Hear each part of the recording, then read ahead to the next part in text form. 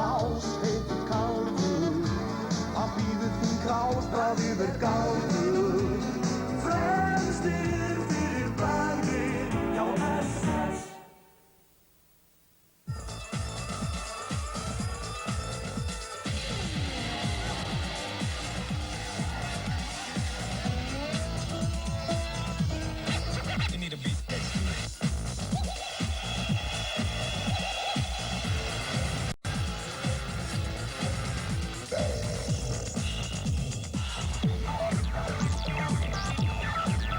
Risin. 1 lítri af kók eða Diet Coke réttur skammtur.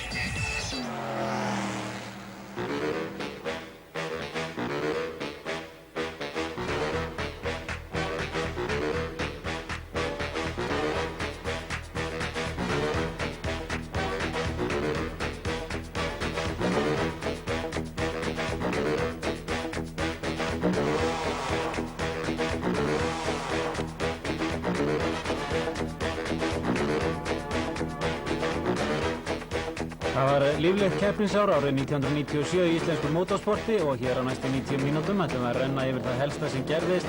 Við munum leggja höfuðáhersluna á þær greinar sem að nutu hvað mestrar hylli áhorfenda, rall og torfæru og förum einnig megnis á rallycrossi sem framfór í 5 umferðum og þessi spóla er unnin í samvinnu SS, Coca-Cola og Motorist, þess fyrirtæki sem framleiðir motorsportþættina fyrir Stöð 2 og erlendar sjónvarpsstöðvar. Fyrsta umferð Íslandsmótsins í rally fór fram í maímánuði á Reykjanesinu og það voru þeir feðgar Jón Rúnar Ragnarsson og Rúnar Jónsson sem situr undir stýri sem hlutu fyrsta sæti í þessari keppni. Í öðru sæti eru Sigurður Bragi og Rögnvaldur og í þriðja sæti urðu þeir Hjörtur og Ísak. Og þar með var þetta orðin staðan eftir fyrstu umferðina af 6 umferðum sem framfóru þetta sumar. Þórður og Haukur urðu í 4. sæti og Halldór og Skúli í því 5.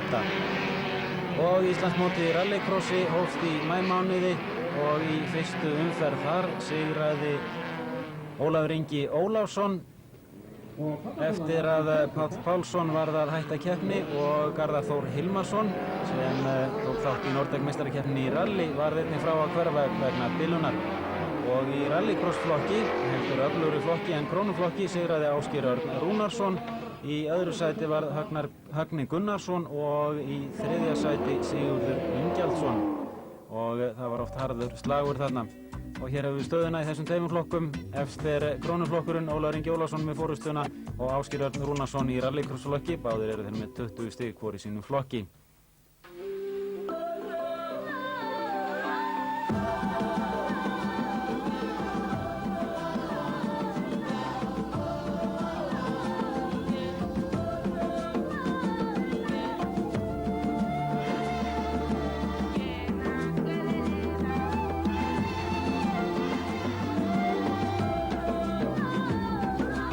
Risin. 1 lítri af kók eða Diet Coke réttur skammtur.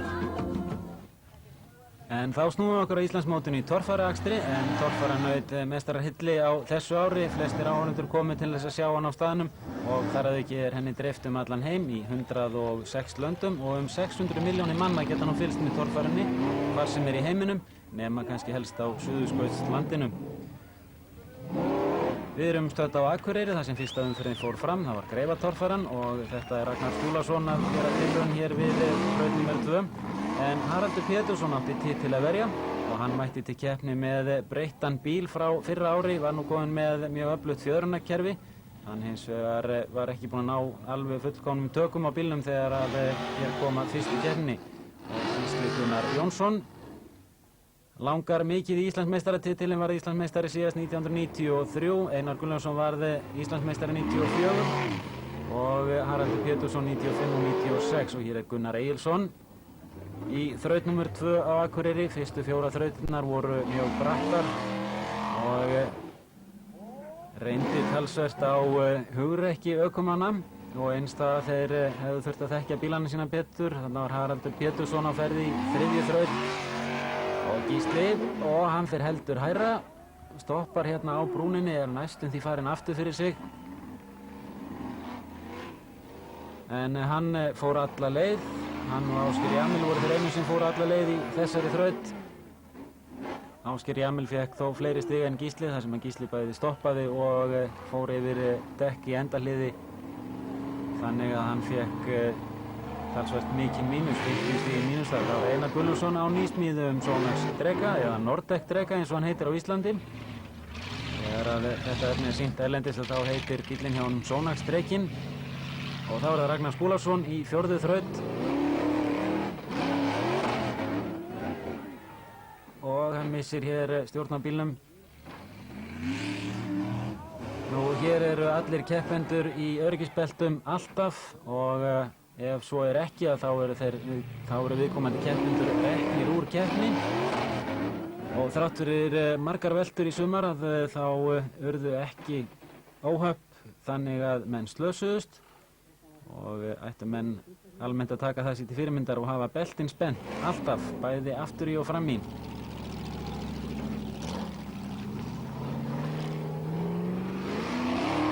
Pétursson gekk ekki alveg nógu vel í fyrstum 4 þrautunum en sömu sögu var ekki að segja Einar Gunnlaugsson, hann var kominn með forystu þarna og jók hana í þessari 4. þraut. Gunnar Egilsson. En nú koma tímabraut og sjá hvað ég gerir þar. Ég reyni ekki að gera eitthvað betur. Og Gunnar Egilsson er þekktur fyrir það að ná góðum árangri í tímabrautum. Og hann gerði það á Akureyri í fyrstu umferðinni, náði besta tímanum og hækkaði sig nokkur sæti í slagnum fyrsta sætið. Þetta er 5. þraut af 8 en 8 þrautir voru eknar í öllum keppnum sumarsins. Það var nokkur fjölgun á þrautum frá fyrra ári og keppnir urðu svolítið lengri en þær urðu jafnframt líflegri og úrslitin réttari eftir því sem að þrautirnar verða fleiri. Næst besta tímanum í tímaþrautinni sem að þessunni var inn í miðri keppni náði Ragnar Skúlason. Þrátt fyrir að hafa velt í þrautinu á undan og 3. besta tímanum náði Einar Gunnlaugsson sem var með forystu í keppninni á sínum heimaslóðum. Þess má geta að Helgi Sjött aðstoðaði Einar við að smíða þennan bíl og smíðaði annan nokkurn veginn eins en var frá að hverfa í fyrstu þraut þegar bílinn drap á sér og hann fór aftur og bak niður og eina kollsteypu. En Einar Gunnlaugsson kom sá og sigraði í fyrstu umferðinni. Hann hefur oft leikið það eftir á Akureyri. Í öðru sæti var Ragnar Skúlason á Subway bíl sínum.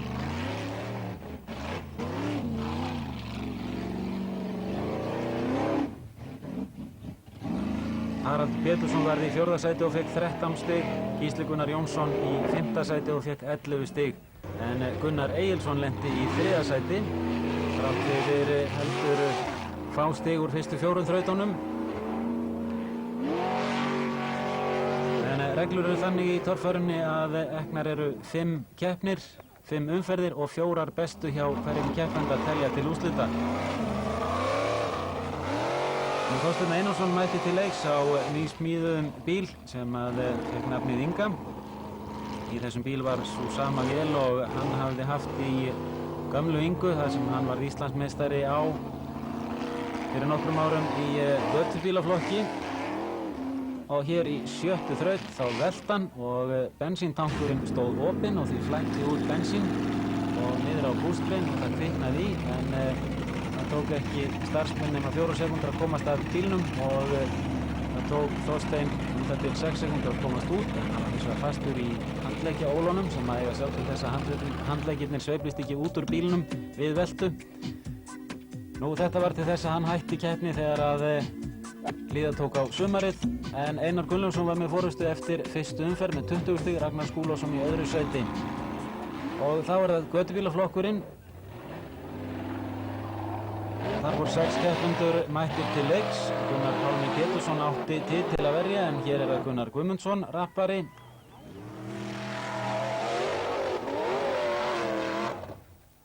Varð í 4. sæti í Íslandsmótinu árið 1996. Þá er það Árni Pálsson. Og Árni gaf aldrei eftir í allt sumar, eða allt sumarið 1997 réttara sagt.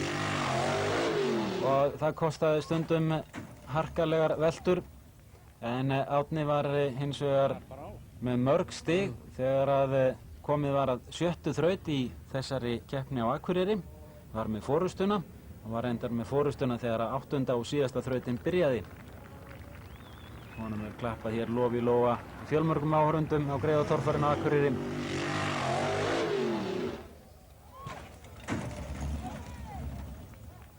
Bíllinn hjá honum gengur undir nafninu gamla Götukettlingin.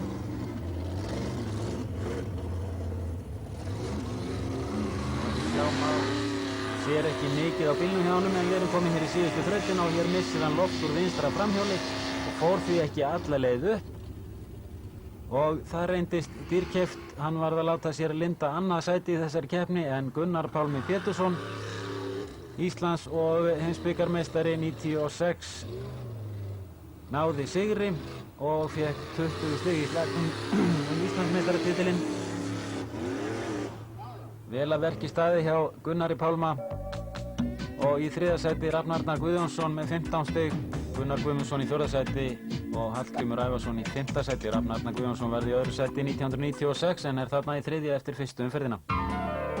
Seint að kvöldi, það bíður þín krás í sólarendi. Það bíður þín krás og svo gaman. Það bíður þín krás og kemur saman. Miðjan vetur, það bíður þín krás og brosar getur. Það bíður þín krás, heitir kaldur. Það bíður þín krás, bráð yfir galdur. Fremstir fyrir bragðið, já SS. Og þá söður yfir heiðar aftur og það er önnur umferðin í rally. Þeir Rúnar Jónsson og Rúnar Ragnarsson tóku forystuna strax á fyrstu leiðum. Hún var að vísu naum eftir fyrri daginn en strax á fyrstu leið á degi 2 Gunnarsholtið. Þar tóku þeir 39 sekúndur af þeim sem voru í öðru sæti. Þeim Sigurði Braga Guðmundsssyni og Rögnvaldi Pálmasyni sem aka metró og þar með lágu úrslit ljós fyrir. Og Sigurður Bragi og Rögnvaldur á metrónum urðu að láta sér linda annað sætið aðra keppnina í röð.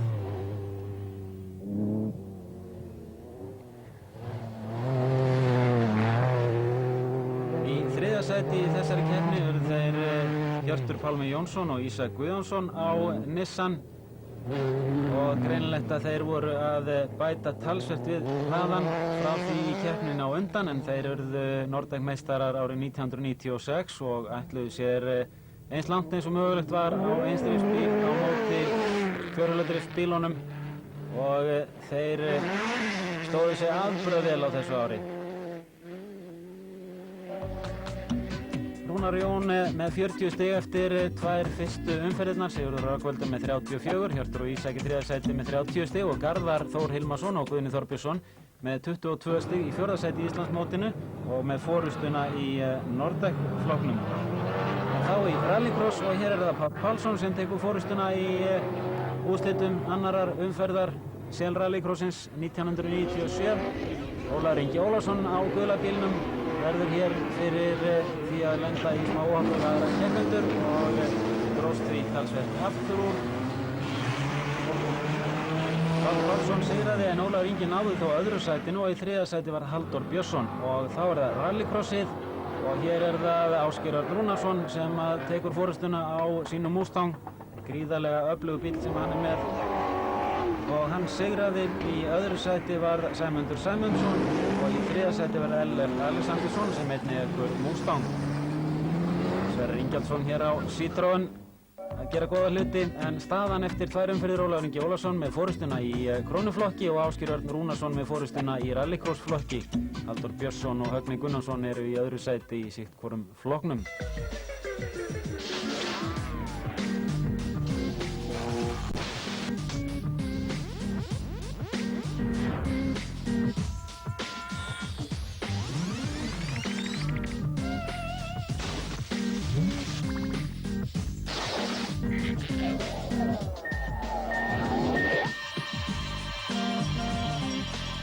Risin. 1 lítri af kók eða Diet Coke er réttur skammtur. Og þá í aðra umferð Íslandsmótsins í torfæru sem framfór í Jósefsdalnum og þar mætti Gísli Gunnar Jónsson með gjörbreyttan bíl. Búinn að lækka bílinn verulega og búinn að setja undir hann loftboðafjörun og hann tók forystuna í fyrstu þraut sem var tímaþraut.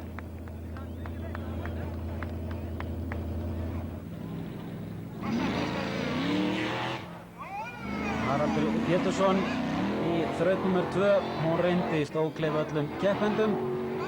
Haraldur rétt hér fer upp á brúnna með miðjan bíl, en það var ekki nóg.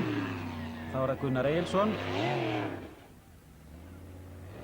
Þessi keppni fór fram rétt fyrir ofan Sandskeið að viðstöddum fjölda áhorfenda í blíðskapara veðri.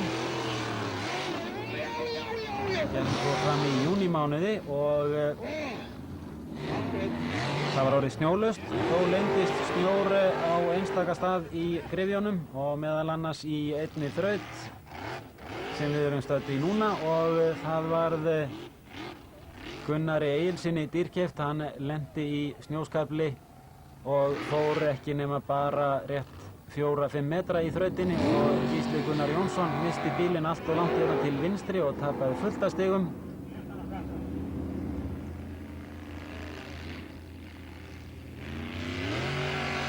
En það var mikill slagur fyrsta sætið. Það voru þeir Haraldur Pétursson og Gísli Gunnar Jónsson ásamt Einari Gunnlaugssyni sem að börðust hér fyrsta sætið.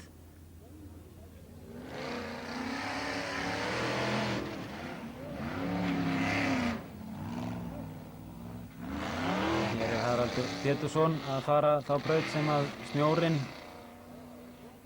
fældist fyrir nokkrum keppendum. Og svo í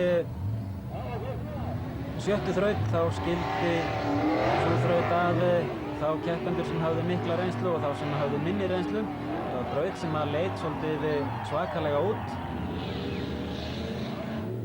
Og ef menn gerðu mistök hér og fóru of langt til hægri þegar að komið var upp á þennan bakka hérna, að þá var frítt fall fram af þverrnýti upp á 6-10 metra. Og það voru aðeins 4 keppendur sem að notuðu sér sína reynslu, en það eru þeir kannski með mestu reynsluna. Það voru þeir Gísli Gunnar Jónsson, Haraldur Pétursson, Gunnar Egilsson og Einar Gunnlaugsson fóru hér alla reið. Einar Gunnlaugssyni hefur aldrei gengið vel í þeim gryfjum sem að þarna eru og hefur hann margsinnis rætt það að taka með sér viðeigandi menn til þess að blessa gryfjurnar og reka burtu illa anda. Og þegar að komið var að næst síðustu þrautinni, þá var staðan sú að Gísli Gunnar Jónsson var með forystuna. Og þetta var nánast formsatriði að ljúka þessari keppni vegna þess að Haraldur Pétursson gerði mistök hér og settist á kviðinn og tapaði við það mörgum stigum. Og það er alveg augljóst á Haraldi að hann gerir sér alveg grein fyrir því hvaða afleiðingar það hefur að fara ekki lengra í þessari þraut.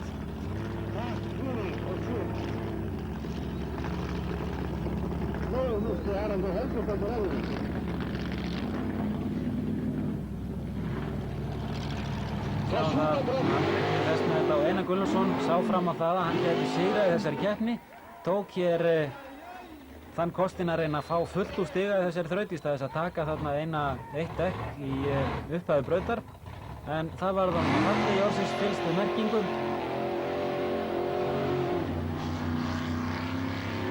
Og þá erum við komin að síðustu þrautinni og hún endar á sama stað og síðasta þraut og það var bara formsatriði að fara hér upp, en Gísli gerði það ekki. Það var 60 stigum hérna og munurinn á Gísla og Haraldi voru 30 stig fyrir þessa þraut og með því að fara hér upp og þá sigraði Haraldur Pétursson og fekk 20 stig í slagnum um Íslandsmeistaratitilinn.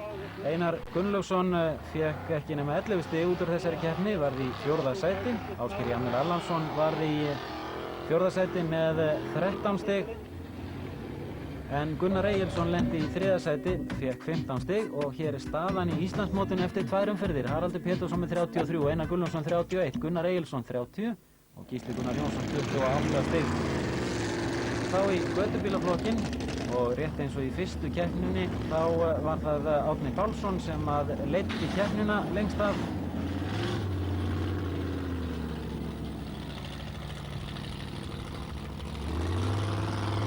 Hann er hér í þraut nummer 2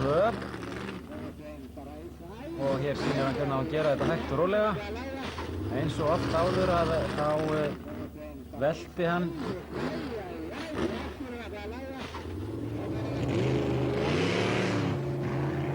hann var í gegnum það að velta í þessari keppni. Þetta er Gunnar Pálmi Pétursson. Hann missir bílinn hér aftur fyrir og á toppinn.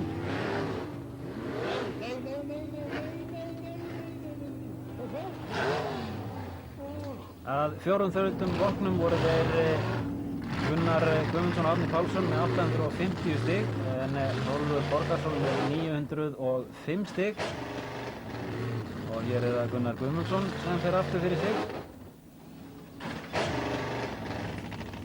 Þetta var svona eiginlega keppni í veltum í götubílaflokki. Þetta er Rafn Arnar Guðjónsson.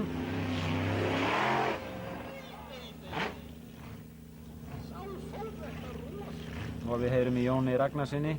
Hann var þulur þarna á staðnum.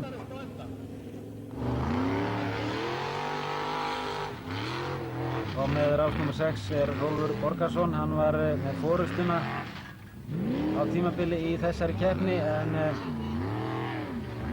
varð að láta sér linda 1385 stig og 4. sætið í keppninni. Árni Pálsson átti möguleika á sigri en glötraði því niður í síðustu þrautinni. Var með forystuna, var með 80 stiga forskot þegar að koma að síðustu þraut en fékk ekki nema 70 stig út úr þrautinni og hafnaði í öðru sæti. Í 3. sæti var Gunnar Pálmi Pétursson með 1390 stig en sigurvegari í þessari annar umferð Íslandsmótsins, Argentínu torfærunni í Jósefsdalnum eða í gryfjum við mynni Jósefsdals, var Gunnar Guðmundsson, múrari, Gunni Múr eins og hann er kallaður. Hlaut 1490 stig. Og staðan í Íslandsmótinu eftir 2 umferðir, Gunnar Pálmi Pétursson með 35 stig, Árni Pálsson 34 og Gunnar Guðmundsson 33 stig og við sjáum að spennan er mikil, það munar ekki nema 2 stigum á 1. og 3. sæti. Seint að kvöldi, það bíður þín krás í sólarerni. Það bíður þín krás, bros og gaman. Það bíður þín krás og kemur saman. Miðjan vetur, það bíður þín krás og brosar getur. Það bíður þín krás, heitur kaldur. Það bíður þín krás, bráð yfir galdur. Fremstir fyrir bragðið, já SS. 4 Íslandsmet voru sett í kvartmýlunni árið 1997. Valgeir Pétursson á mótorhjóli setti Íslandsmet, fór 402 metrana á 10 sekúndum og 888.000. Og hér er það Árni Hjaltason sem er á ferð og sigrar. Hann var Íslandsmeistari í flokki útbúinna götubíla og setti Íslandsmet 28. júní fór á 10,663 og Valur Vífilsson setti Íslandsmet 28. júní einnig fór þessa 400 metra rúmlega á 9,463 sekúndum og Árni Hjaltason og Valur Vífilsson eru Íslandsmeistarar í sínum flokkum og voru að aka á hvað bestum tíma í kvartmýlunni. Það var að 3. umferð Íslandsmótsins í torfæruakstri. Hún fór fram á Egilsstöðum í júlímánuði, 5. júlí 1997 og þar urðu úrslit óvænt. Hér er það Ásgeir Jamil Allansson sem er á ferði í þraut þar sem að kviknaði í bílnum hjá honum fyrir þrautina og einbeitingin var ekki kannski alveg í lagi. Ásgeir Jamil Allansson endaði í öðru sæti í þessari keppni. Hér er það Haraldur Pétursson og úrslit í þessari keppni í báðum flokkum urðu óvænt. Haraldur Pétursson lenti í 5. sæti, Gunnar Egilsson lenti í 7. sæti, Einar Gunnlaugsson lenti í 8. sæti. Blönduðu sér ekki í toppslaginn í sérútbúnarflokknum og það lágu þar ýmsar ástæður að baki. Hér er það Gísli Gunnar Jónsson sem festir kókomjólkina í botni og fór í allt aðra átt heldur en hann átti að fara og þegar að 2 þrautir voru eftir var Gísli í 8. sæti í þessari keppni. Haraldur Pétursson hér á ferði næst síðustu þrautinni með bílinn í nokkuð góðu lagi. En þegar hann reynir að fara hér upp fyrstur allra, þá missir hann tökin og kemur illa niður, brýtur við það kúplingu sem að tengir stýristælu við vélina og þessi kúpling var þannig að það var ekki hægt að gera við hana og hann gat því ekki farið í síðustu þrautina og eins og áður kom fram þá lenti hann í 5. sæti og þetta gerði brautina beina fyrir Pétur S. Pétursson og Pétur náði þeim árangri í fyrsta sinn á sinni ævi og í fyrsta sinn þar til að keppnistímabilinu lauk og eina skiptið og hafnaði í fyrsta sæti með 1250 stig. Frábær árangur hjá Pétri S. Pétursinni sem ekur flugunni en flugan hefur ekki alltaf verið í góðu lagi og oft verið á bakinu í torfærunni. Og hér það Gísli Gunnar Jónsson var í 8. sæti þegar hann fór á staði þessari þraut en klifraði upp stigann þarna og Einar Gunnlaugsson var með bilaðan bíl nánast alla keppnina þangað til að hér var komið en það var þá bara til þess að sitja fastur í moldarbingnum og Einar hafnaði í 8. sæti. Reglur í torfærunni eru þannig að 5 umferðir gilda til Íslandsmeistara en aðeins 4 bestu hjá hverjum keppanda telja þó til í heildar stigatölni og menn hafa því efni á því að missa af einni keppni eða lenda aftarlega í einni keppni en þó ekki meira en það. Hér Gunnar Egilsson læðist hér upp á brúnina. Hann hafnaði í 7. sæti í þessari keppni. Það var komin í síðustu þrautina. Það var tiltölulega lítið vatn og var að grafa hér holu í gryfjurnar til þess að ná vatninu frá leginum til þess að áhorfendur gætu nú fengið að njóta þess að sjá bílana fara í þennan vatnaakstur sem að oft hefur einkennt keppnina á Egilsstöðum og Gísli Gunnar Jónsson náði besta tímanum í þessari þraut og var kominn þar með upp í 3. sæti í keppninni með 1140 stig af 2400 mögulegum. Þannig að stigaskorið var ekki hátt í keppninni á Egilsstöðum en staðan í Íslandsmótinu breyttist heldur betur. Haraldur Pétursson með 44 stig, Gísli Gunnar Jónsson með 43, Gunnar Egilsson 40 stig og Einar Gunnlaugsson kominn í 4. sæti með 39 stig ásamt Ásgeiri Jamil Allansinni. Og í götubílaflokki urðu úrslit einnig óvænt. Hér það Hallgrímur Ævarsson á gömlu Ingu sem að Þorsteinn Einarsson byggði á sínum tíma í Grindavík og Hallgrímur Ævarsson sigraði í þessari 3. umferð, fékk 1100 stig. Gunnari Guðmundsssyni gekk ekki sem best í þessari keppni og hann hafnaði í 5. sæti, hlaut 750 stig í keppninni en 11 stig til Íslandsmeistara. Árni Pálsson lenti í síðasta sæti, hans 340 stig var frá að hverfa. Hér Rafn Arnar Guðjónsson. Hann lenti í 4. sæti árið 1996 að velta hann illa í fyrstu þraut á Egilsstöðum, svo eftir var tekið. Gunnar Pálmi Pétursson á sínum Ford 42 hafnaði í 3. sæti með 1080 stig. Var semst með 100 stigum meira heldur en Rafn Arnar Guðjónsson sem var í 4. sæti. En Rolfur Á Borgarsson fékk 5 stigum meira en Gunnar Pálmi Pétursson, 1085 stig og var í 2. sæti í þessari keppni.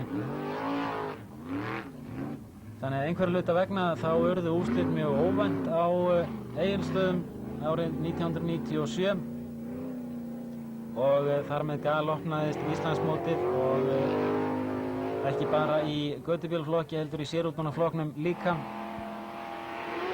Hér Gunnar Guðmundsson að reyna við pollinn en missi bílinn hér þvert og kom hann ekki í ganga aftur, fór ekki lengra. Rolfur Borgarsson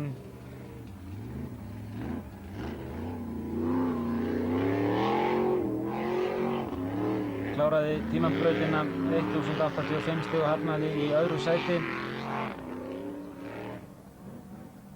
En sigurvegari í götubílaflokki var Hallgrímur Ævarsson á gömlu Ingu En Hallgrímur mætti ekki til leiks nema í 3 umferðum af þessum 5 sem að keppt var í það sumarið. En það nokkuð ljóst að hann á eftir að blanda sér í baráttuna Íslandsmeistaratitilinn. Gunnar Pálmi Pétursson með forystuna eftir 3 umferðir. Árni Pálsson í öðru sæti, Gunnar Guðmundsson í því 3., Rolfur Árni Borgarsson í 4. og Rafn Arnar Guðjónsson í 5. sæti. Og það var það 3. umferð Íslandsmótsins í rallakstri sem fór fram í Skagafirði. Hótel Áningrallið fór fram 12. júlí og þar urðu úrslit eins og eftir bókinni. Rúnar Jónsson og Jón Rúnar Ragnarsson lentu í 1. sæti á sinni möstu 3-2-3. Sigurður Bragi og Rögnvaldur mætti ekki til leiks á metrónum. Þannig að þeir feðgar fengu kannski ekki þá keppni sem að þeir hefðu getað fengið. Þeir voru 58 mínútur og 15 sekúndur að aka sérleiðirnar. Í öðru sæti urðu Hjörtur Pálmi Jónsson og Ísak Guðjónsson. Þeir voru 3 mínútum og reyndar alveg upp á sekundu 3 mínútum lengur að aka sérleiðirnar. Frábær árangur hjá þeim. Annað sæti í þessari keppni á einstríðsbíl. Í 3. sæti eru Þórður Bragason og Arnór Friðriksson á möstu 3-2-3 og Garðar Þór Hilmarsson og Guðni Þorbjörnsson urðu í 4. sæti en þeir voru þar með að sigra í 3. umferðin í röð í Nordec meistaraflokknum á Toyota Corollum. Hér eru Þórður Bragason og Arnór Friðriksson á Mazda 323 á ferð. Þessi bíl ekki jafn mikið breyttur og hjá þeim feðgum Rúnari Jónssoni og Jón Rúnari Ragnarssoni. En Þórður Bragasyni hefur farið gríðarlega fram sem ökumanni og mætti hann láta sjá sig í fleiri keppnum árið 1998. Hér er það Garðar Þór Hilmarsson og Guðni Þorbjörnsson á sinni Toyota í Nordec-flokknum, en reglur eru þær að bílar megi ekki vera með stærri vél en 1600 rúmsentimetra og aðeins drif á einum öxli. Rúnar Jónsson og Jón Rúnar Ragnarsson með 60 stig í slagnum Íslandsmeistaratitilinn. Hjörtur og Ísak komnir upp í annað sæti með 47 stig og Sigurður Bragi og Rögnvaldur með 34 stig. Og í 3. umferð Íslandsmótsins í rallycrossi gerðist þetta. Ásgeir Örn Rúnarsson varð frá að hverfa eftir að hafa lent í samstuði á ráslínu í 1. umferðinni. Hann lendir hér upp að hliðina á Sæmundi Sæmundsssyni og framhjól hjá Sæmundi bítur sig fast í afturdekk hjá Ásgeiri Erni. Þannig að Ásgeir Örn varð að hætta keppni. Ólafur Ingi Ólafsson enn með forystuna í krónuflokknum. Páll Pálsson í öðru sæti, aðeins 8 stigum á eftir, og Sæmundur Sæmundsson kominn í forystuna í rallycrossflokki en Ásgeir Örn Rúnarsson í öðru sæti.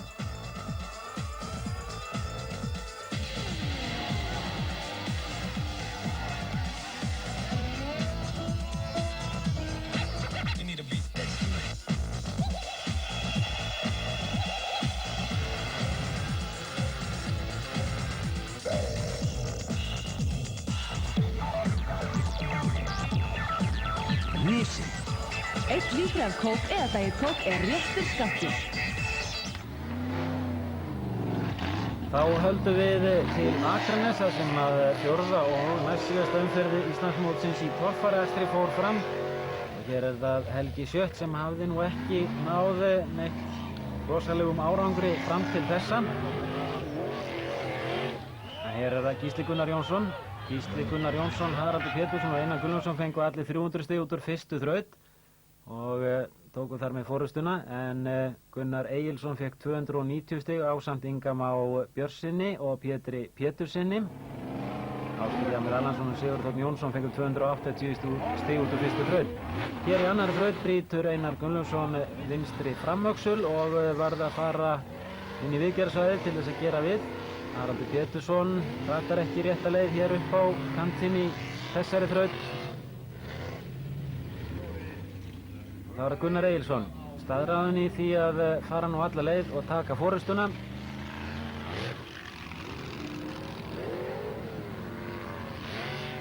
Fer heldur lengra eftir bakkanum og fer alla leið og tekur þar með forystuna í þessari keppni. Komið 565 stig eftir 2 þrautir, 3. þraut og Helgi Sjött á ferð hér. Búinn að ná tökum á bílnum, vantar hér hestlumuninn að fara alla leiðina upp. Og þetta er ein þeirra brauta sem verða verri við það að bílarnir fara í hana. Gísli Gunnar Jónsson, bjarga sér hér snildalega frá veltu. Gísli kom með 730 stig eftir 3 þrautir. Helgi Sjött með 660 stig og Einar Gunnlaugsson er fastur inn í viðgerðarsvæðinu við það að reyna að ná öxulbrotinu úr hjólinu. Og Haraldur Pétursson fær ekki mörg stig hérna en er þó með 680 stig. Og Gunnar Egilsson er með forystuna með 765 stig, 35 stig og meira heldur en Gísli Gunnar Jónsson. Og loksins tekst þeim Nordek mönnum að ganga frá bílnum hans Einars þannig að hann geti keyrt en hann kom á seint í þrautina og var þar með búinn að tapa 60 stigum. Og var kominn niður í 15. sæti skal ég segja ykkur. 4. þraut og Helgi Sjött fer hér fyrstur hjá okkur. Klórar þarna aðeins í bakkann. Fær 210 stig út í þrautinni. Og Gísli Gunnar Jónsson fer örlítið hærra og fær 230 stig, kom með 960 stig. Er jú að berjast við Gunnar Egilsson forystu sætið í þessari keppni. Og Einar Gunnlaugsson kom með 760 stig, hann er 200 stigum á eftir þeim sem eru þarna í fyrstu sætunum. Og þetta var afdrifarík þraut fyrir Harald Pétursson. Hann fer hér hærra en aðrir keppendur, lendir hins vegar illa á klöpp þegar hann kemur þarna upp á og það brotnar hjá honum húsið utan sjálfskiptinguna. Og það er Gunnar Egilsson. Hann er forystuna og þrátt fyrir að hafa ekki farið hærra en þetta þá nær hann að halda forystunni. Og hvað er nú? Skiptingin fyrir þinn? Það fyrir út af skiptinguna? Já. Hvað, í síðustu þraut að þú þurfum að standa upp á brúnuna? Já. Þetta er Haraldur Pétursson og þeir félagar verða að fara að skipta skiptinguna. Óli, skiptingin farin, hvað verður þið lengi að skipta um? Ég veit það ekki, þetta tekur langa tíma í þessum bíl. Það er erfitt að komast að þessu. Það var það? Já, mér sýnist það frekar. Það hefur aldrei þurft að skipta þetta í keppni fyrr, sem betur fyrr. Það er ekki verið fyrir ykkur að fara það Nei. Og þetta getur kostað Harald að heil 300 stig ef hann mætir ekki næstu þraut. Það er takmarkað tími sem hann hefur og reyndar sá tími sem tekur að klára þá þraut sem hann var í þegar skiptingin brotnar. Pluss að göttubílarnir þurfa að keyra þá þraut og síðan þarf röðin að koma að honum í næstu þraut. Og svo er þetta spurning um heppni eða óheppni hvernig sú þraut er. Ef það er þraut þar sem keppendur ná 300 stigum, það má segja að Haraldur tapir 300 stigum. Ef að hinir keppendurnir ná ekki nema 50 eða 100 stigum, þá er tap Haraldar minna. Haraldur vissi það að næsta þraut var létt þraut og það stefndi allt í það að keppendur myndi ná 300 stigum í þeirri þraut. Og til liðs við Harald gengu aðrir aðstoðarmenn annarra keppenda og tímabilið voru 10-12 manns að vinna í því að skipta skiptinguna. Hér er það Helgi Sjött sem fer í þessa þraut og hann tekur 300 stig og þar með var búið að leggja línurnar. Haraldur, þú tapar 300 stigum ef þú mætir ekki þrautina. Og það var loksins búið að skipta skiptinguna og þrautin var enn í gangi en þá fór bíllinn hans Haraldar, Músóinn, ekki í gang. Það hefði farið úr sambandi ein rafmagnsleiðsla og það var að finna hana til þess að bíllinn fari í gang.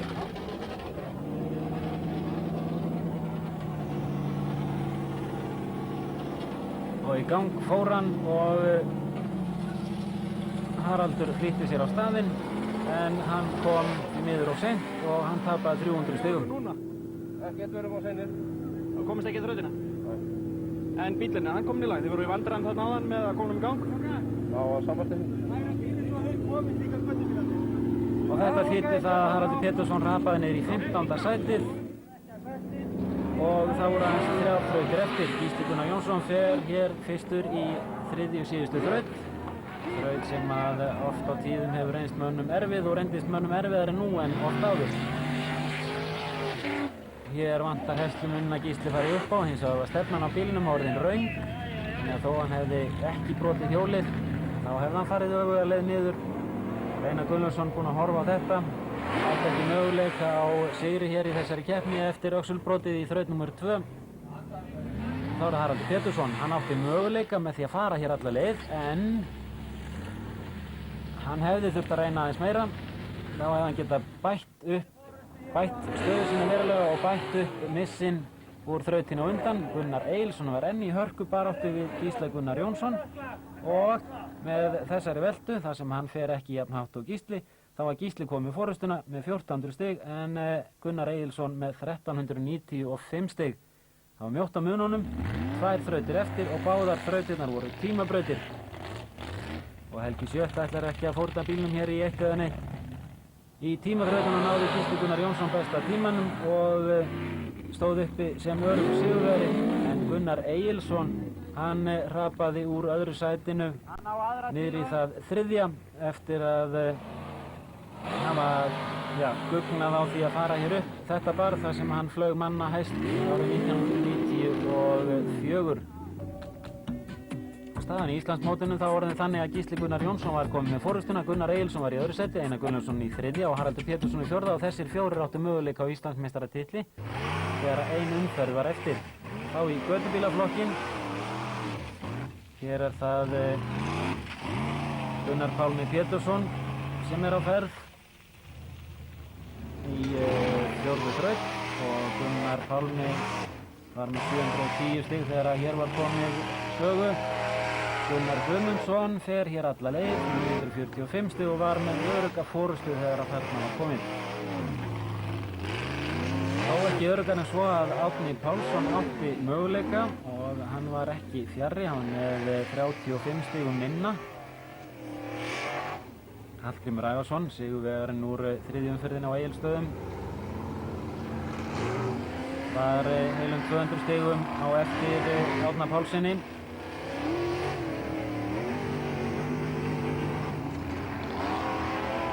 Í 4. sæti, 4. til 5. sæti, Rafn Arnar Jónsson var með 720 stig, 10 stigum meira heldur en Hallgrímur.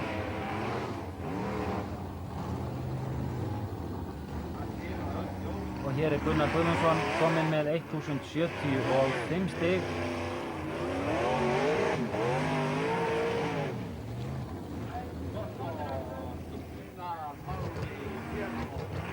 Gunnar Pálmi Pétursson er enn 150 stigum á eftir forystu sögðunum í þessari keppni. Og við erum komin í 7. þraut. Það eru bara tímaþrautirnar eftir og hér tapaði Gunnar Pálmi Pétursson af forystunni og hana tók Árni Pálsson. Og eins og í öllum keppnum sumarsins fram til 7. þrautar, hann var í forystunni eftir 6 þrautir en varð að láta sér linda hér 3. sætið, 4. sætið í þessari keppni, en staðan í Íslandsmótinu þannig að Gunnar Pálmi er efstur en aðeins 1 stig skilur hann og Gunnar Guðmundsson. Þá er það 4. umferð Íslandsmótsins í rallakstri og þar voru þeir Páll Halldórsson og Jóhannes Jóhannesson mættir með nýja bifreið, Mitsubishi Lancer með drif á 4 hjólum, öflugur bíll. Við sögðum það í upphafi að við ætlum ekkert að rembast hérna enda á 1. sæti í fyrstu keppninni. Þessi bíll kemur til Íslands til að fara nákvæmlega núna í 15 rally, 3 á þessu sumri, 6 á næsta og 6 á þar næsta. Og við ætlum ekki að fallgera þetta. Og þá voru þeir Rúnar Jónsson og Jón Ragnarsson sem sigruðu í þessari keppni, héldu uppteknum hætti og voru nú komnir með fullt hús stiga í slagnum um Íslandsmeistaratitilinn. En þeir félagar á Mitsubishi Lancer bílnum, Halldór og Jóhannes, urðu frá að hverfa með bilaða túrbínum. Falli farar heill, þá örugglega eftir að ganga betur í þeim keppnum sem á eftir koma. Og þeir feðgar keyrðu sína möstu í sínum síðasta rally. Það er að segja þeir saman, Astan Marcel og þeir feðgar fengu sér Subaru til þess að vera betur undir það búnir að takast á við öfluga bíla sem voru á leiðinu til landsins.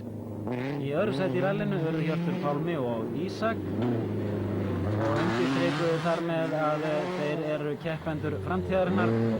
Sigurður Bragi og Rögnvaldur urðu í 3. sæti, 2 mínútum á eftir Hirti og Ísak. Steingrímur Ingason og Páll Kári Pálsson voru 15 sekúndum á eftir Sigurði Braga og Rögnvaldi á þessari Hondu. Og staðan í Íslandsmótinu er þannig þegar að hér var komið sögu að Rúnar og Jón eru eftir með 80 stig, Hjörtur og Ísak eru í öðru sæti með 64 stig og 2 umferðir eftir. Seint að kvöldi, það bíður þín krás í sólarörni, það bíður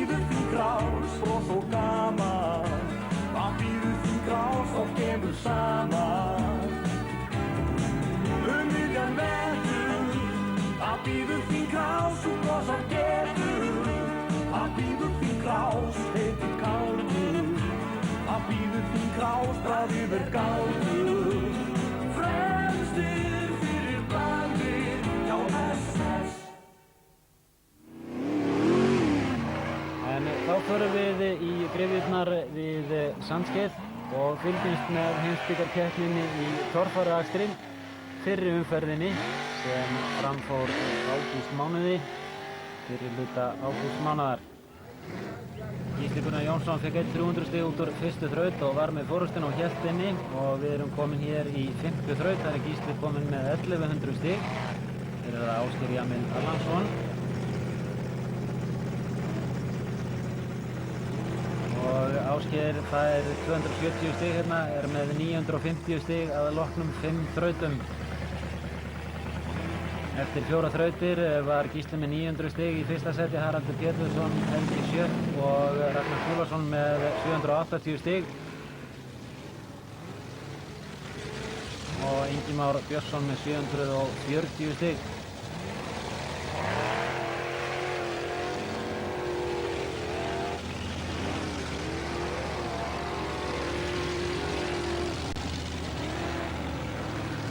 Og í þessari 5. þraut fekk Ingimar 230 stig, var þá komið 970 stig á móti 1100 stigum hjá Gísla í fyrsta setinu. Ragnar Skúlason var í öðru sæti ásamt öðrum keppendum og nokkrum öðrum keppendum fyrir þessa þraut.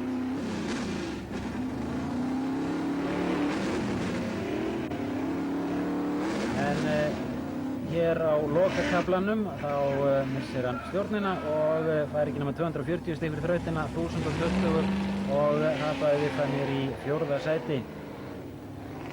Þá var Helgi Sjött, einn þeirra sem var með 780 stig fyrir þessa þraut í öðru sæti.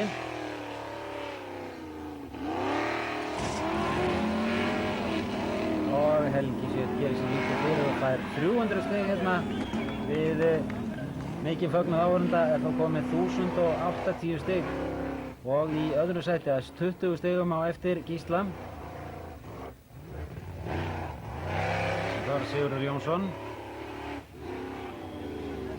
á lukkutröllinu.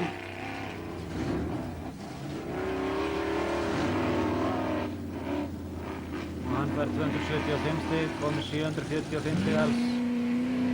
Og Haraldur Pétursson.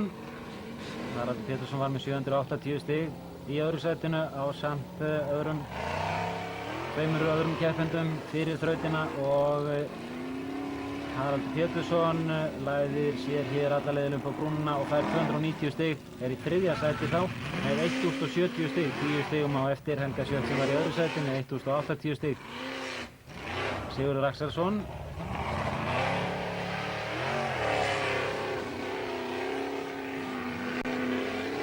hafði ekki gengið sem skildi fram til þessa og er nú komið 795 stig. Staðan hérna eftir 5. þraut: Gísli Gunnar Jónsson efstur með 1100 stig, Helgi Sjött með 1080, Haraldur Pétursson í 3. sæti með 1070 og Ragnar Skúlason með 1020 stig. Og við förum í 7. þraut og það er Ingimar Björnsson. Og með miklum látum þá fer hann hér upp, tapar aðeins 10 stigum í endamarkinu, fær 290 stig, komið með 1260 stig.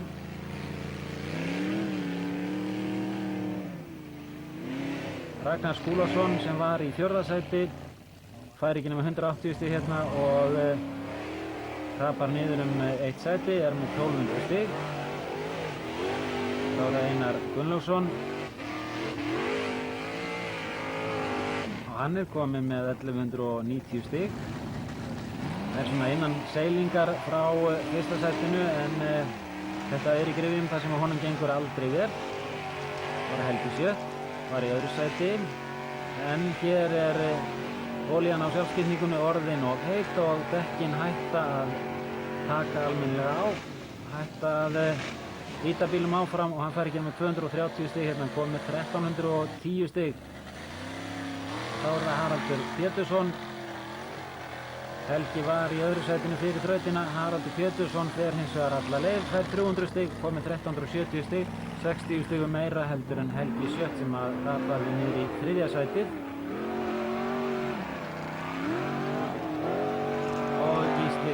Ólafsson minnur þess að hann tapaði af fyrsta sætinu nánast á þessum stað fyrir í sumar en það var í Íslandsmótinu. Þetta er í heimsbikarkeppninni. Hann fær þó 300 stig og er með 14 stig, er með 30 stiga forskot á Harald Pétursson og 2 þrautir eftir. Þá er það næst síðasta þrautin.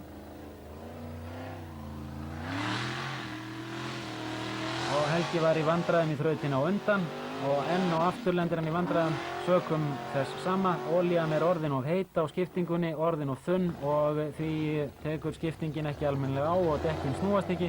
Hann fær ekki um 180 stig. Þá er hann Haraldur Pétursson.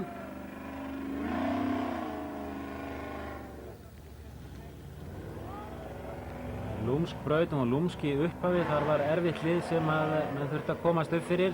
Haraldur Pétursson gerði það og hann fór alla leið án þess að snerta nokkra merkingu og fekk 300 stig, kom með 1670 stig. Og þá verður Gísli að gera eins. Gísli var hins vegar búinn að snerta eitt dekk, þarna var búinn að tapa 20 stigum. Þannig að það var ljóst að munur á þeim tveimur myndi minnka þau 20 stig, ef ekki meir. Jú, Gísli fyrir alla leið með 1680 en Haraldur með 1670 stig og við sjáum að það munar aðeins 10 stigum á fyrsta og öðru sæti þarna. Þannig að þetta verður hörkuslagur í síðustu þrautinni sem er tímabraut. Gísli, það er ennþá fórustan en það er tæft núna.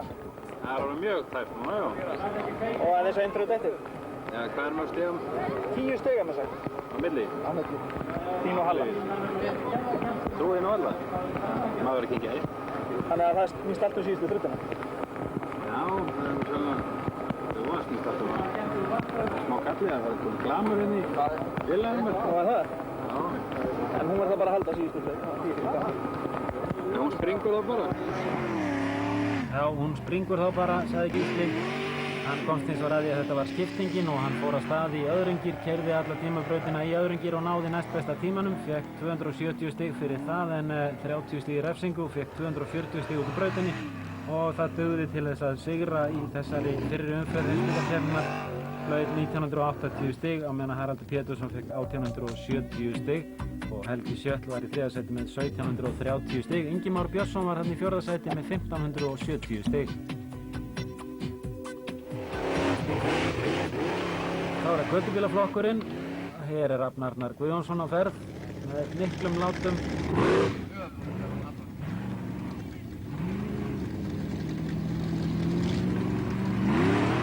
Þá er það Gunnar Pálmi Pétursson. Gunnar Pálmi var heimsbikarmeistari árið 1996 og Hrólfur Borgarsson er komin hér. Gunnar Guðmundsson fór aðeins í fyrstu braut og fór aðeins 20% af þeirri braut sem gaf honum 50 stig en þá voru aðeins 4 keppendur skráðir til leiks og eins og reglur voru þá hlaut Gunnar fjórða sætið í þessari keppni og þar með sín stig í slagnum meistaratitilinn. Og til að byrja með var Gunnar Pálmi Pétursson með forystuna en smátt saksaði þó Hrólfur Borgarsson á þá forystu. Rafn Arnar Guðjónsson var í þriðja sæti frá upphafi og hér erum við komin í lok keppninnar. Þetta var Rafn Arnar Guðjónsson sem fór hér upp og hér er það Gunnar Pálmi Pétursson sem fór upp og niður. En úrslit í þessari keppni réðust ekki fyrir í síðustu brautinni og það var tímabraut og það var Gunnar Pálmi Pétursson sem sigraði. Í öðru sæti var Hrólfur Árni Borgarsson með 1235 stig, það mun aðeins 5 stigum að fyrsta og öðru sæti. Rafn Arnar í þriðja og Gunnar í fjórða sæti.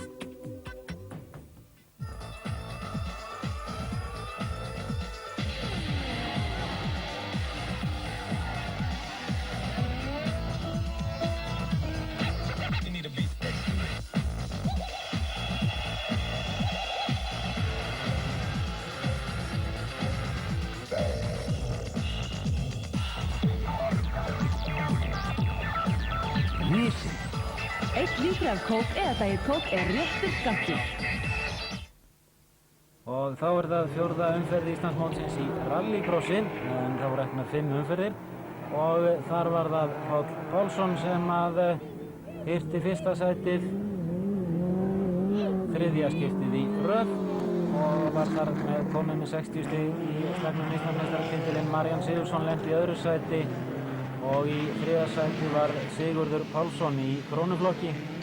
Ólafur Ingi Ólafsson var hins vegar að láta sem mynda 5. sætið.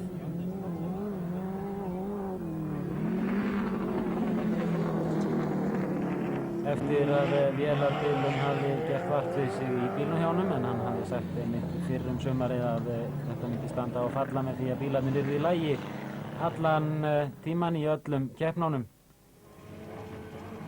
Og þá það rallycrossflokkurinn. Ásgeir Örn Rúnarsson átti harma að hefna. Hann hafði fallið úr keppni í 3. umferðinni og var þar að leiðandi aðeins með 40 stig af 60 mögulegum og tók forystuna hérna í þessari keppni.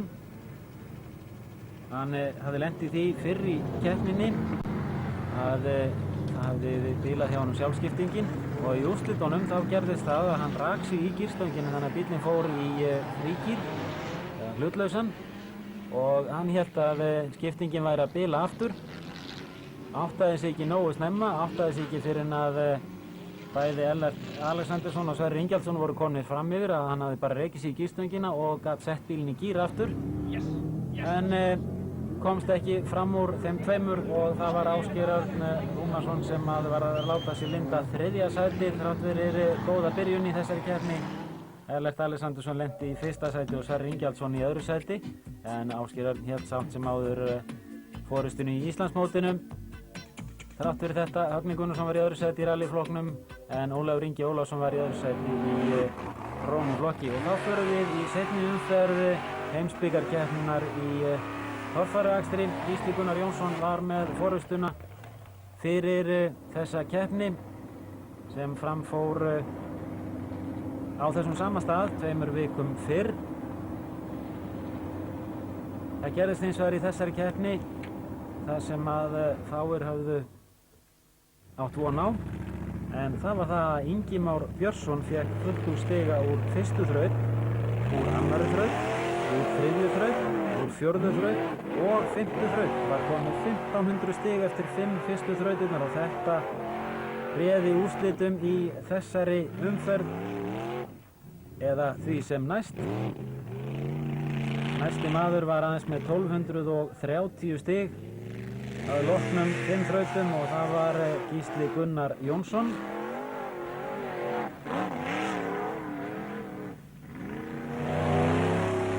Ingimár Björnsson ók listavel í þessari keppni, gerði nánast engin mistök. Það var ekki fyrir en komið var í 7. þraut þar sem að meirihluti keppenda, eða réttar að sagt meirihluti þeirra keppenda sem voru þarna í toppslagnum fengu 300 stig að Ingimár Björnsson fékk aðeins 240 stig. Komið hins vegar ekki að sök, hann var með 1740 stig eftir 6 þrautir á móti 1610 stigum hjá Sigurði Þór Jónssoni á lukkutröllinu.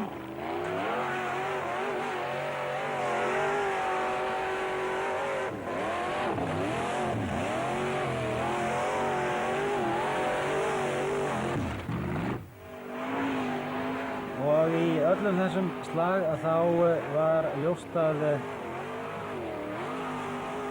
Gísli Gunnar Jónsson varð að ná viðunandi árangri í þessari keppni ef hann ætlaði sér heimsbikartitilinn. Haraldur Pétursson átti einnig möguleika og var lengi vel nálægt því að tryggja sér titilinn. Þó var það þannig að Gísli Gunnar Jónsson var með og stóð með pálmann í höndunum þangað til undir lokin. Hér Ingimár Björnsson að gera sín fyrstu mistök í keppninni og var kannski ekki alveg sáttur við það. Hér gerast atburður hjá Gísla Gunnar Jónssoni. Hann kom illa niður þarna, fékk högg á bílinn sem að síðar átti eftir að verða dýrkeypt. Hann ók bílnum burtu frá þessari þraut og inn í viðgerðarsvæðið og hans viðgerðamenn og hann sjálfur fundu ekkert athugavert við bílinn og það var aðeins ein þraut eftir. Hér er það Sigurður Þór Jónsson og hann fellur hér aftur fyrir sig niður og samkvæmt krympast aðeins þarna. Sigurður Axelsson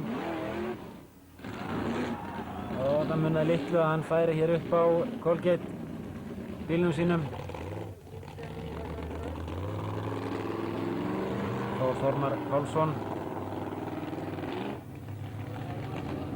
Nú staðan var þá þannig að Gísli Gunnar Jónsson var í 3. sæti þegar hefur komið sögu og það hefði dugað á honum. 4. sæti hefði einnig dugað á honum ef að Ingi Már Björnsson væri með sigur á hólmi. Pétur Pétursson. Hér uppi hver mann hann þveran. Og Helgi Sjött. Helgi Sjött lendi í 2. sæti í fyrri umferðinni en gekk ekki sem best í seinni umferðinni, fór svo ekki sömu leið hér og Sigurður Jónsson. Ragnar Skúlasyni gekk ekki vel í þessari keppni. Haraldur Pétursson reyndi eins og allir aðrir í þessa þraut. Og stærstur hluta keppenda fór öfugt hérna niður en þá var komið að Inga Má Björnssyni og hann gerði sér lítið fyrir og fór hér alla leiðina upp á brúnina. Stórglæsilega gert og eins og sjá má þá er hann að marka fyrstu sporin í seinni hluta brautarinnar hér með bílnum sínum. Og hann fór einn alla leið í þessari þraut. Mikinn fögnuð áhorfenda og sinna aðstoðarmanna. Þá var komið að Einari Gunnlaugsinni og upp á fór hann og sá sína sæng útbreidda hér.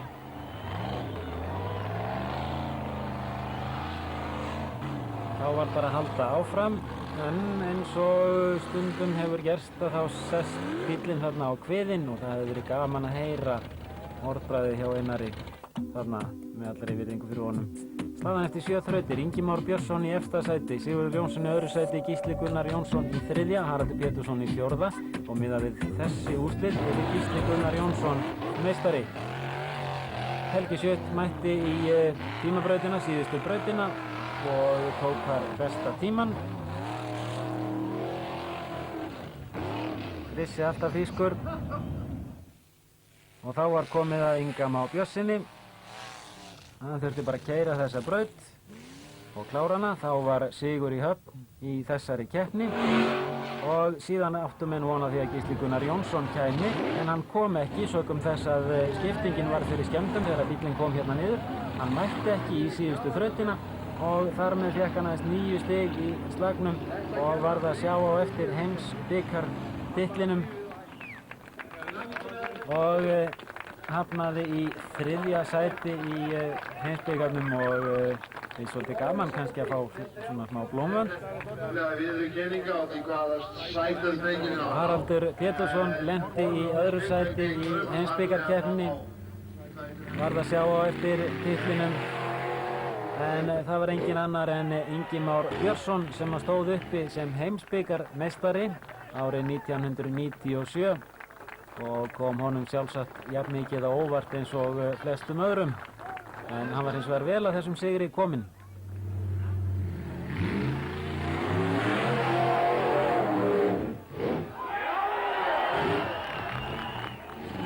Þetta var svona loka hnykkurinn á frábærum árangri í þessari keppni. Fyrstu 5 þrautirnar villulaust og síðan að fara þessa þraut með síðustu þrautina staðfesti það að sigurinn var engin tilviljun að þessu sinni.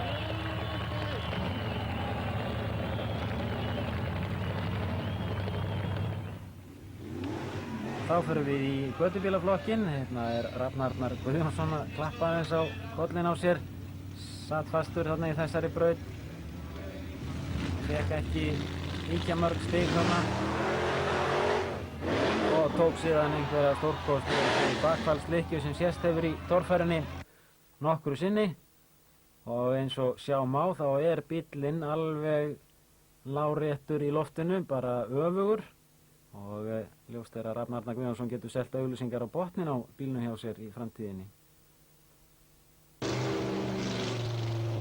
Gunnar Pálmi tók þessu rólega í þessari þraut og Hrólfur gerði það einnig. Úrslit voru nokkuð ljós.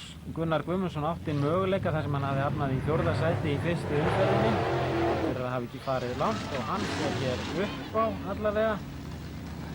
Það nægði Gunnari til þess að ná 3. sæti í keppninni. Þá hafði hann 15 stig, 2013 sem hann fekk í fyrstu umferðinni og fekk 28 stig. Í öðru sæti í heimsbikarkeppninni var Hrólfur Árni Borgarsson en heimsbikarmeistari árið 1997 í flokki götubíla var Gunnar Pálmi Pétursson. Frábær árangur hjá Gunnari Pálma.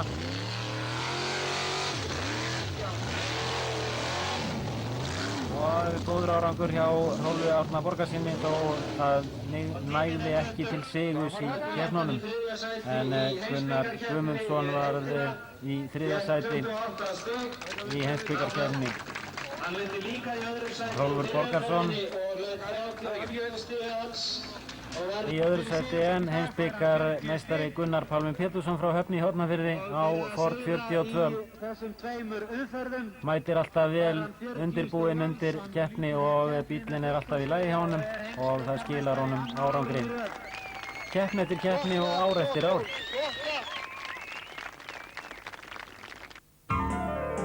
Seint að kvöldi, það bíður þín krás í sólareldi. Það bíður þín krás og svo gaman. Það bíður þín krás og kemur saman.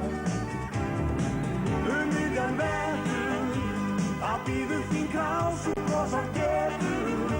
Það bíður þín krás, heitir kaldur. Það bíður þín krás, bráð yfir galdur. Fremstir fyrir bragðið hjá SS.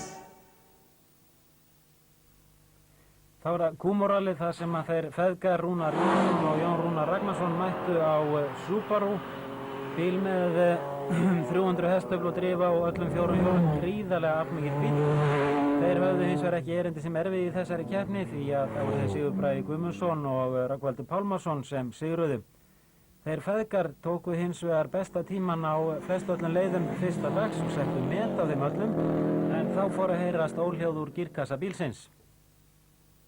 Getur þetta skemmt eitthvað meira heldur en bara þessi tannhjól? Nei, við erum búin að ganga úr skugum, þetta skemmir ekki kassan sem er dýrasta stykkið, þetta skemmir kannski að 1 tannhjóli viðbútt og svo kannski hugsanlega svona driflæsingu sem er hann inni, en ekki meira. Það verður ekki stórvelið tjón, en tjónið er náttúrulega mest að komast ekki áfram. Og þeir feðgar eruðu frá að hverfa að morgni annars dags, en það lagði líka brautina fyrir aðra keppendur, Hjörtur Pálmi Jónsson og Ísak Guðjónsson. Höfnuðu í öðru sæti í Kúmóralinum, þrátt fyrir það að hafa fengið heila mínútu í refsingu eftir fyrsta daginn fyrir þjóstart sem að þeir töldu sjálfur að hefði orkað tvímælis. En frábær árangur hjá Hildi og Ísak. Með þessum árangri sínum tóku þeir forystuna í Íslandsmótinu, en Garðar Þór Hilmarsson og Guðni Þorbjörnsson tryggðu sér meistaratitilinn í Nordec-flokknum á þessum bíl. Í 3. sæti í keppninni urðu þeir Páll Halldórsson og Jóhannes Jóhannesson á Mitsubishi Lancer. Búið að skipta túrbínuna og nú virkaði bílinn vel. Og það nokkuð ljóst að þeir blanda sér í baráttunum Íslandsmeistaratitilinn árið 1998 og 1999 á þessum bíl. Steingrímur Ingason og Páll Kári Pálsson lentu í 4. sæti í keppninni og það verður að teljast mjög góður árangur eins og hjá Hirti og Pálma. Þessi keppendur eru að aka bíl með drifa á einum öxli. Og þetta þýddi það að Hjörtur og Ísak voru konur með forystuna í Íslandsmótinu, Rúnar Jón í öðru sæti, Sigurður og Rögnvaldur í 3. sæti og þessir menn áttu möguleika á Íslandsmeistaratitlinum.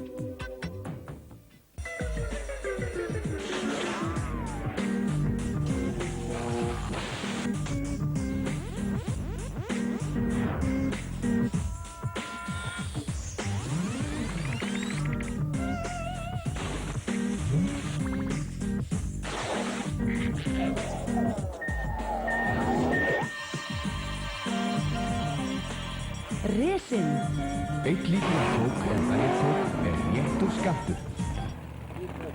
Og þá höldum við til Hellu í síðustu umferð Íslandsmótsins í torfæru. Og spenna var mikil eins og undanfarin ár eða árin þar á undan í þessari keppni. Og staðan var þannig að 4 áttu möguleika á Íslandsmeistaratitlinum í báðum flokkum. Það voru Gísli Gunnar Jónsson, Haraldur Pétursson, Einar Gunnlaugsson og Gunnar Egilsson í þessum flokki. En Haraldur Pétursson gerði afdrifarík mistök strax í fyrstu þraut. Fór út úr braut. Skaut niður myndatökumann og enda vel og árangurinn á fyrstu þraut 0 stig. Gunnar Egilsson lenti því rétt fyrir keppnina að það kviknaði í sjálfskiptingunni hjá honum og hann náði sér aldrei almennilega á strik í þessari keppni. Einar Gunnlaugsson fór þetta faglega í fyrstu þraut. Hlautar 260 stig, Ásgeir Jamil Allansson fekk 300 stig. Vel gert hjá Ásgeiri. Gísli Gunnar Jónsson fekk hins vegar aðeins 190 stig. Ásgeir er maður sem hefur sífellt verið að sækja í sig veðrið. Vantar aðeins hestlupunktinn að ná þeim árangri að sigra í keppni. Og hér erum við komin í 5. þraut og það er Haraldur Pétursson sem er á ferð hér.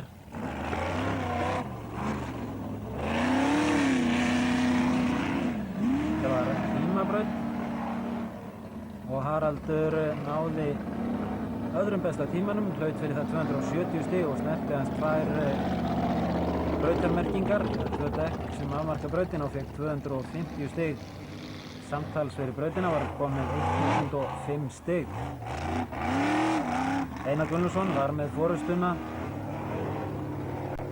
allan tíman ef undan er skilinn árangur Ásgeirs Jamil Allanssonar eftir 3. þraut. Þá var Ásgeir Jamil með 800 stig en Einar Gunnlaugsson 740. Einar tók hins vegar forystuna aftur í 4. þraut með 1040 stig og heldur forystunni hérna eftir 5. þraut með 1210 stig.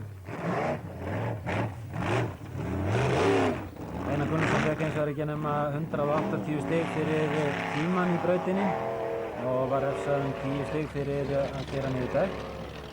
Ásgeir Jamil fekk 190 stig fyrir tíman og 20 stig í refsingu, 170 stig samtals, var með 1090 stig. Helgi Sjött og Sigurður Axelsson voru þar með fyrir ofan þessa keppendur en þó undir Einar Gunnlaugssoni og Gísli Gunnar Jónsson var í þeirri stöðu að hann þurfti 4. sætið ef hann ofar í keppninni miðað við það að Einar Gunnlaugsson, Haraldur Pétursson eða Gunnar Egilsson færu með sigur á hólmi í þessari umferð. Staðan var þannig að Einar Gunnlaugsson var með forystuna, 1210 stig eftir 5 þrautir og Gísli Gunnar Jónsson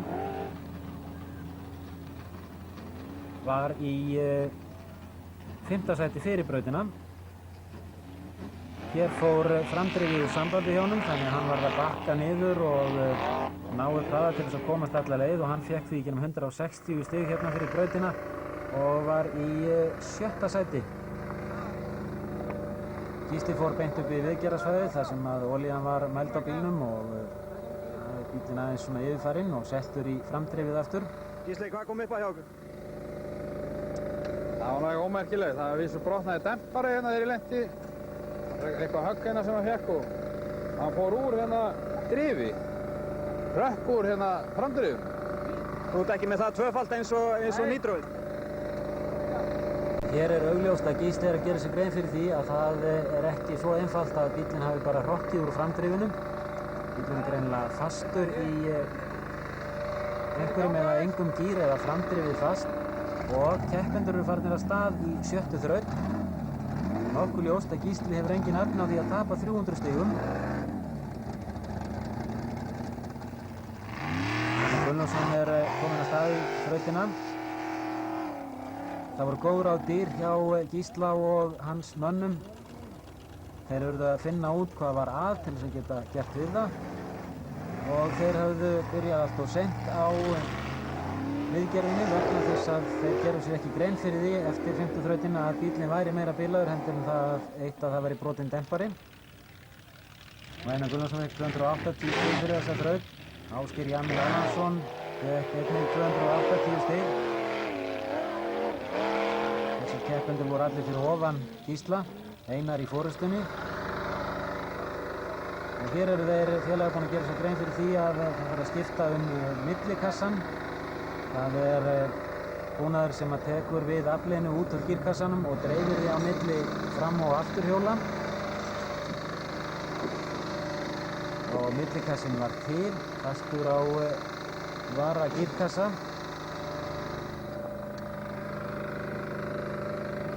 Gísli, hvað er farið? Það er millikassin hérna. Og þið uppgötuðu þetta ekki fyrir bara núna? Nei. Það er marga gildur í þessu. Ég held að vera framdrifið fyrst og vera millikassin. Nærðu næstu þraut heldur? Haldi ég ekki, þetta reddast. Já, hann sér fram á það að hann ná ekki næstu þraut. Keppendur voru í óðan að keyra þrautina og það var röðum að komin að Gísla. Hann mætti ekki og þar með fékk hann 1 mínútu. Síðan hélt keppnin áfram og Haraldur Pétursson kominn hér af stað. Og maður þarf að vera minnugur þess að Haraldur Pétursson tapaði 300 stigum í fyrstu þraut. En þegar komið var að Gísla hann fór aftur fyrir, eins og reglur gera ráð fyrir, að þá mætti hann í þrautina, fór þrautina og fékk fyrir hana 240 stig. Þá voru aðeins 2 þrautir eftir. Gísli kominn niður í 8. sæti, þurfti 4. Einar Gunnlaugsson fyrir fyrstur af stað í næstsíðustu þrautina sem var áinn, eins og svo margir þekkja, en 3500 manns mættu þarna til þess að horfa á þessa loka umferð í blíðskaparveðri.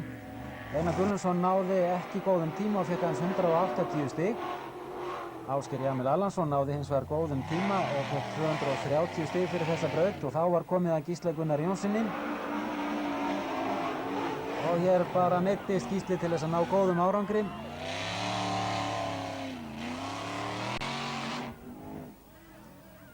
Og það gerði hann náði besta tímanum og snerti aðeins eina brautarmerkingu, tapaði þar með 10 stigum, fékk 290 stig og var það kominn með 1540 stig og það var 1 þraut eftir, en þetta var ekki nóg fyrir Gísla, hann var enn í 7. sæti, þurfti að komast upp í 4. sætið eða Einar þyrfti að tapa. Og Ásgeir Jamil Allansson fer fyrstur í mýrina. Ásgeir Jamil Allansson var á milli Gísla og Einars og það var því svolítið taugastrið. Það hefði verið gott fyrir Gísla ef að Ásgeir Jamil hefði stoppað, en hann gerði það ekki og fór alla leið með 250 stig og Gísli fór í brautina og það var mikil spenna hjá eiginkonu hans og hans þjónustu liðin. Hún horfði á, greip fyrir andliti eins og sjá má, en Gísli sem var á tímabili kominn út úr braut, kom inn í brautina aftur og kláraði brautina og þar með lá þetta hjá öðrum heldur en honum. Og hér kemur Haraldur Pétursson, hann gerði þau mistök að velja vitlaust dekk, sat fastur í mýrinni og þar með var Gísli kominn upp í 4. sæti og búinn að tryggja sér Íslandsmeistaratitilinn.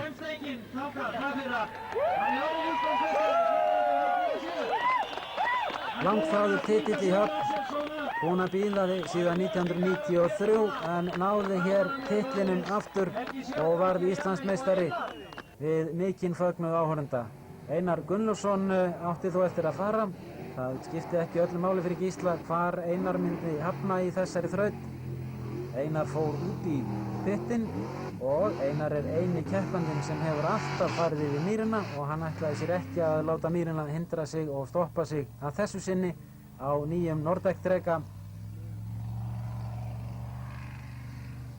Þetta var spurningin um það að sigra í þessari umferð og það var sama spennan og kannski aðeins skörin í læri þar sem að Íslandsmeistaratitillinn var kominn í hendurnar á Gísla. Þetta var eingöngu spurning um það að sigra í þessari keppni og eiginkona hans og aðrir þjónustu liðar aðstoðarmenn sem að geta ráðið úrslitum í svona keppni fögnuðu Einari ákaft þegar hann kom yfir endalínuna þar sem að bíllinn drap á sér, en það var nóg. Hann lenti í 1. sæti í keppninni á Hellu, síðustu umferð Íslandsmótsins. En Gísli var Íslandsmeistari, fékk 67 stig, Einar Gunnlaugsson var í 2. sæti með 64 stig og Ásgeir Jamil Allansson í 3. sæti með 56 stig. Gunnar Egilsson og Haraldur Pétursson urðu láta sér linda 4. og 5. sætið. götubílaflokki var staðan þannig fyrir keppnina að 4 keppendur gátu náð titlinum. Það voru þeir Gunnar Guðmundsson, Hrólfur Borgarsson og Árni Pálsson ásamt Gunnari Pálma Pétursinni. Gunnar Pálmi Pétursson stóð besta vígi fyrir þessa keppni. Nú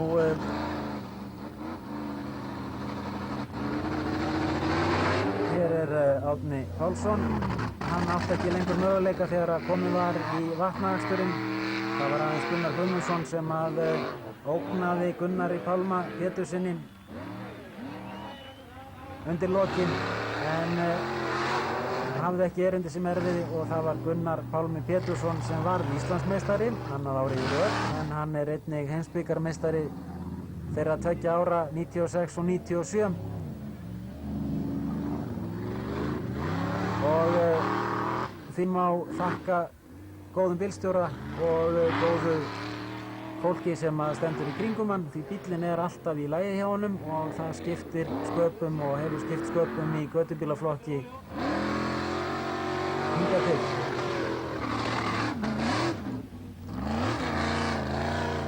Hallgrímur Ævarsson er kominn hér, sem er reyndar ekki alveg rétt hjá mér því að hann heitir Kristján Hreinsson sem ekur bílnum að þessu sinni og hann sprengir hér upp úr Blöndung. Rafnar Arnar Guðjónsson.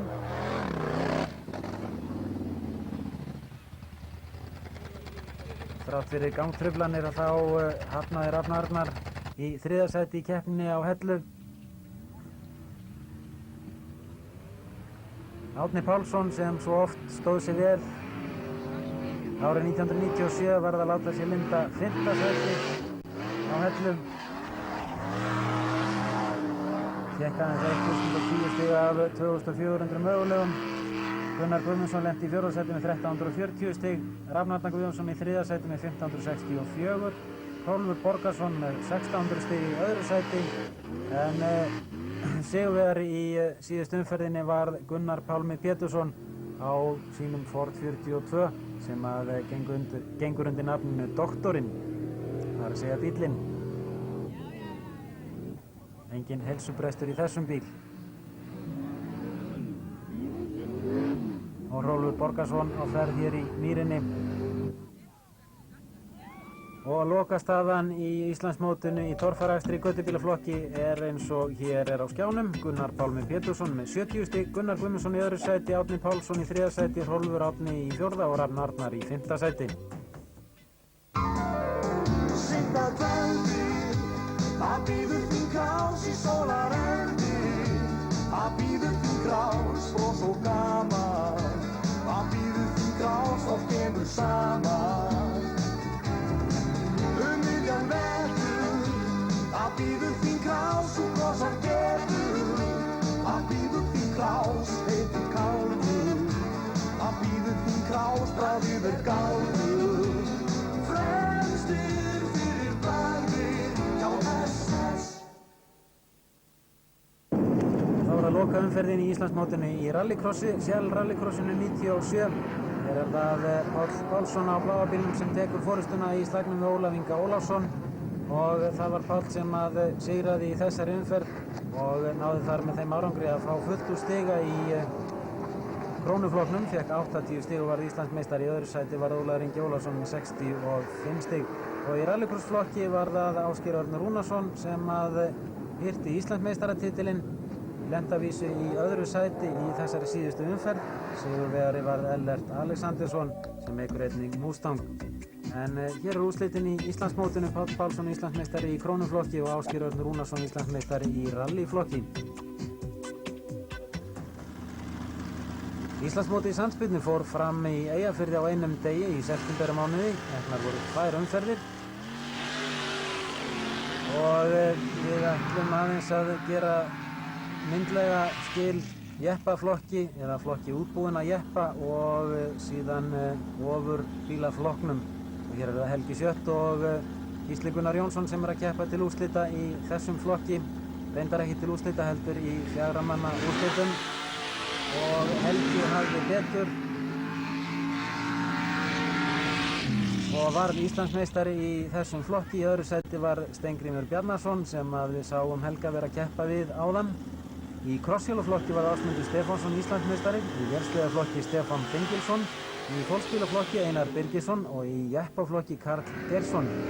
En í þessum flokki var það Helgi Sjött sem sigraði örugglega, hlaut 224 stig. Í opnaflokknum voru 4 keppendur. Það voru þeirra Edvard Á. Ernst sem hafnaði í 4. sæti, Hafliði Guðjónsson sem hafnaði í 3. sæti, en til úrslita í opnaflokknum kepptu þeir Einar Gunnlaugsson á Nordek drekanum sínum, vandlega merktum, og Valur Vífilsson. Valur Vífilsson var orðinn Íslandsmeistari í kvartmílu á þessum sama bíl. Einar Gunnlaugsson notar þessa grind sína eingöngu til keppni í sandbílnum.